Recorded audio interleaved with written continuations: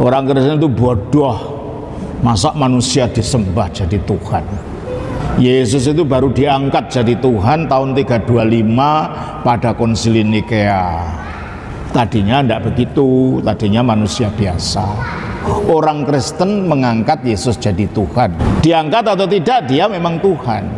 Yesus yang oleh umat Islam disebut Nabi Isa alaihissalam, ternyata Yesus itu untuk pertama kalinya dilantik menjadi seorang Tuhan. Peristiwa itu baru terjadi pada tahun 325 Masehi. Jadi sebelum tahun 325 Masehi, Yesus belum jadi Tuhan. Yang melantik Yesus jadi Tuhan siapa? Yang melantik Yesus jadi Tuhan adalah seorang raja Romawi, yaitu Konstantin. Pelantikannya terjadi dalam rangka sebuah konsili. Konsili ini bahasa Latin Romawi, artinya adalah konferensi, atau istilah kita yang lain adalah muktamar. Terjadi di kota Nizea, maka disebut Konsili Nizea tahun 325 Masehi. Ini untuk pertama kalinya Yesus jadi Tuhan.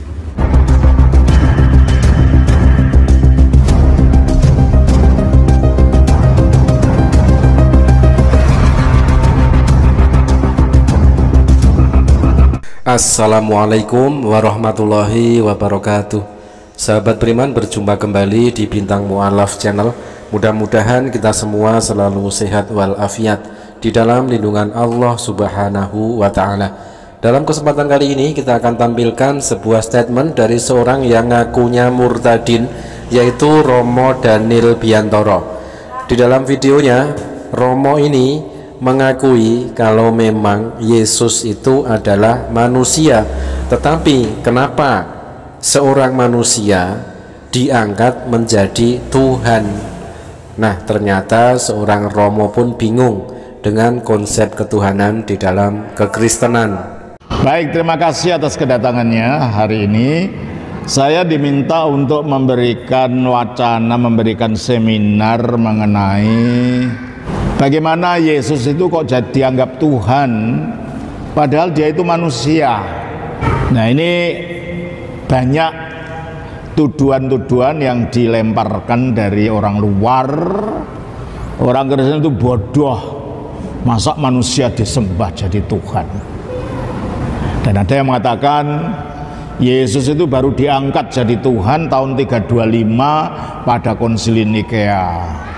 Tadinya tidak begitu, tadinya manusia biasa. Lalu ada yang lagi yang berteori, biasanya orang itu diangkat jadi Tuhan, jadi dewa, karena kehebatan-kehebatan yang dilakukannya. Pertama ya kayak dewa-dewa tradisi ya, itu biasanya orang itu tadinya orang hebat, lalu dihormati, lama-lama jadi disembah, diangkat jadi dewa. Nah, Yesus pun dianggap seperti itu. Lalu akhirnya yang menjadi sanggahan adalah kalau masalah kehebatan, ada semua nabi punya kehebatan.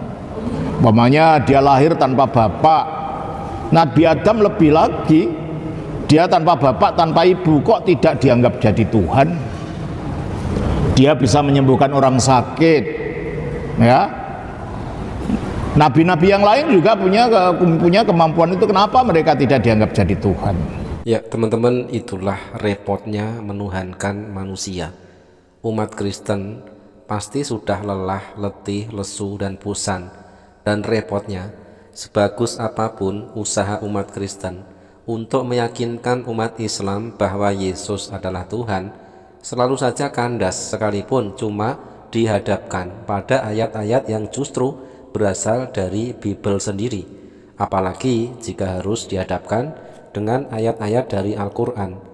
Tidak heran bila para pendeta, para pastor, para uskup, para kardinal, bahkan paus sekalipun, bila sudah mati akal di dalam debat untuk menjelaskan eksistensi ketuhanan mereka, khususnya tentang doktrin Tritunggal ya, pada akhirnya akan memilih untuk menganjurkan umat Islam yang rewel perihal ketuhanan Yesus ini agar sebaiknya kembali saja kepada nasihat penting di dalam ajaran Islam sendiri, yaitu lakum dinukum waliyadin, untukmu agamamu, untukku agamaku.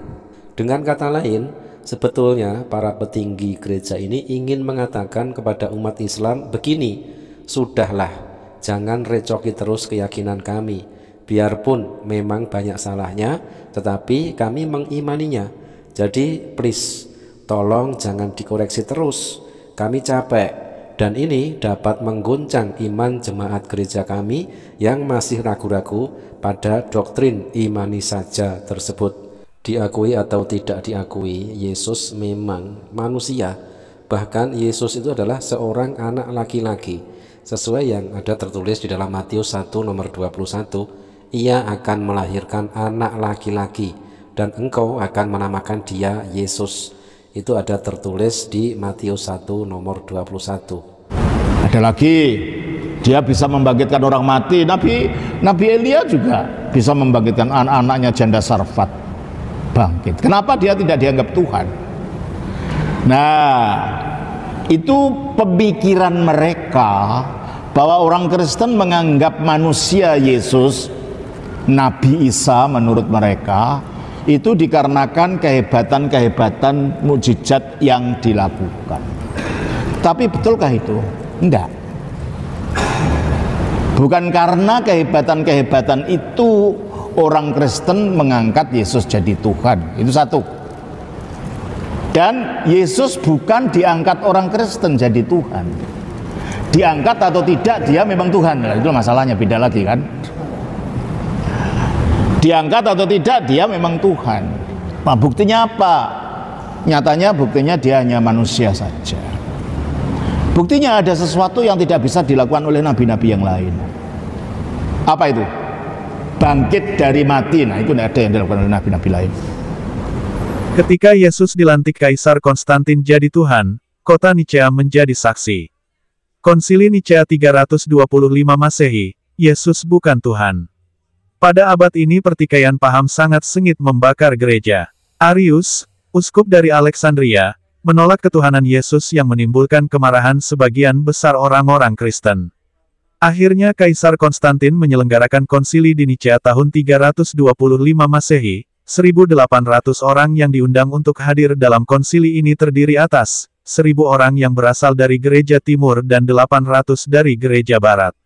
22 orang rombongan Arius yang dipimpin oleh Eusebius of Nicomedia, semuanya diusir dari forum. Sehingga secara keseluruhan Konstantin telah mengusir keluar sekitar 1.482 uskup dan hanya 318 yang diizinkan mengikuti hingga akhir. Dr. Henry Setbel, An Account of the Rise and Progress of Mohammedanism, 1954, hal 44-45, Holy Blood Holy Grail hal 692, Arana, Holocaust Theology. Dari 318 suara tersebut hanya 2 suara yang mendukung Arius. Konsili pertama yang dilaksanakan pada tanggal 20 Mei sampai tanggal 25 Juni diakhiri dengan ketokan palu yang mengesahkan Credo Misterius, yang juga dikenal sebagai Credo Nicea. Credo Nicea yang sekarang bukanlah rumusan yang disepakati pada konsili Nicea dulu, tetapi sudah diperluas dan dimodifikasi. Prof. Percy Gardner, English Modernism, Appendix I, hal 223. Yang paling penting dari semuanya, keputusan konsili Nicea diambil dengan cara pengambilan suara, bahwa Yesus seorang Tuhan bukan sekedar nabi yang bisa wafat. Holy Blood Holy Grail, hal 472. Konsili Nicea menjatuhkan hukuman pengucilan Arius dan uskup lainnya yang ikut dalam konsili tetapi menolak doktrin Trinitas. Tulisan-tulisan Arius dibakar dan akan memasukkan ke penjara bagi siapa saja yang kedapatan memiliki tulisannya.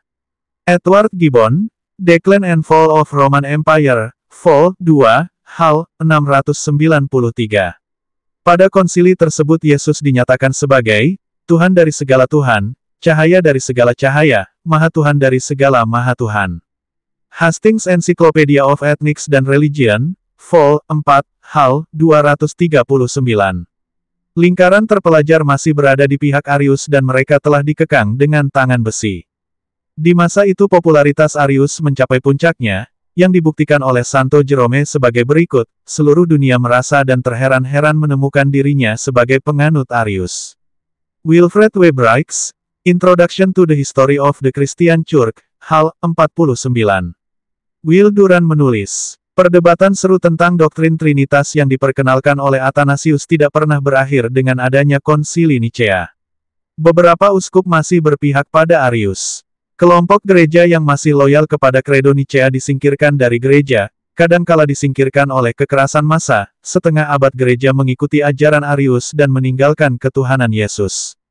Setiap uskup memiliki faksi yang mendukungnya. Pertikaian antar faksi pecah menjadi kerusuhan berdarah, dan banyak yang terbunuh. Will Durant, Age of Fight. Pemandangan kekerasan yang mengerikan dan pertempuran yang menelan ribuan jiwa, merupakan hal yang biasa selama periode ini. Alexandria, daerah tempat tinggal Arius, menjadi ladang pertikaian yang paling ganas. Gibbon mencatat, satu insiden kekerasan menelan korban, 350 jiwa. Mengenai kekejaman gereja dalam masalah ini bahas lengkap dalam buku Edward Gibbon, pasal 21. Di masa pemerintahan Konstantin, merupakan periode emas bagi Kristen karena mendapatkan kitab suci Bible yang standar. Itu pun tidak bisa dikerjakan tanpa kontroversi yang dahsyat melalui konsili-konsili gereja. Sebagaimana dicatat oleh Marjorie Bowen, kitab-kitab Injil harus direvisi beberapa kali sebelum diterima, orang-orang yang dianggap sesat harus dihadapi, serta menyelenggarakan konsili di Nicea tahun 325 Masehi dan di Konstantinopel tahun 381 Masehi untuk merumuskan dogma dan keimanan agama Kristen. Marjorie Bowen, The Church and Social Progress, hal 4-5. Malamnya saya ngaji lagi, terus seperti itu. Dan kemudian saya diskusi lagi, sampai pada klimaksnya saya bertanya tentang sejarah gereja. Saya katakan, Pater, menurut semua literatur yang saya pelajari dan kuliah yang saya terima, Yesus yang oleh umat Islam disebut Nabi Isa alaihissalam, ternyata Yesus itu untuk pertama kalinya dilantik menjadi seorang Tuhan. Peristiwa itu baru terjadi pada tahun 325 Masehi. Jadi sebelum tahun 325 Masehi, Yesus belum jadi Tuhan. Yang melantik Yesus jadi Tuhan siapa? Yang melantik Yesus jadi Tuhan adalah seorang raja Romawi, yaitu Konstantin. Pelantikannya terjadi dalam rangka sebuah konsili. Konsili ini bahasa Latin Romawi, artinya adalah konferensi, atau istilah kita yang lain adalah muktamar.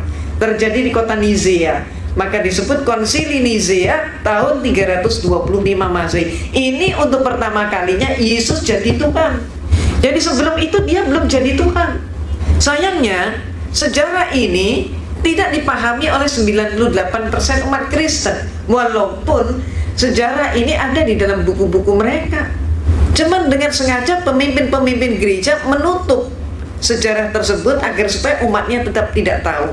Kenapa? Kalau sampai umatnya tahu, umatnya akan terguncang sekali kalau mengetahui Yesus diproses dari manusia menjadi Tuhan, dan yang melantik adalah seorang manusia. Maaf, keadaan yang terjadi di tanah air kita, Kristennya sendiri juga nggak ngerti konsep ketuhanan Yesus, tidak tahu sejarahnya. Mereka kemudian menyerang kita umat Islam dengan program kristenisasi dan pemurtadan, sedangkan kita umat Islam juga sayangnya nggak tahu sejarah itu. Itu sebabnya apa yang saya informasikan ini termasuk menjadi bekal dakwah kita. Kalau ada serangan, katakanlah yang hak itu hak, yang batil itu batil. Sejarah ini perlu diungkap.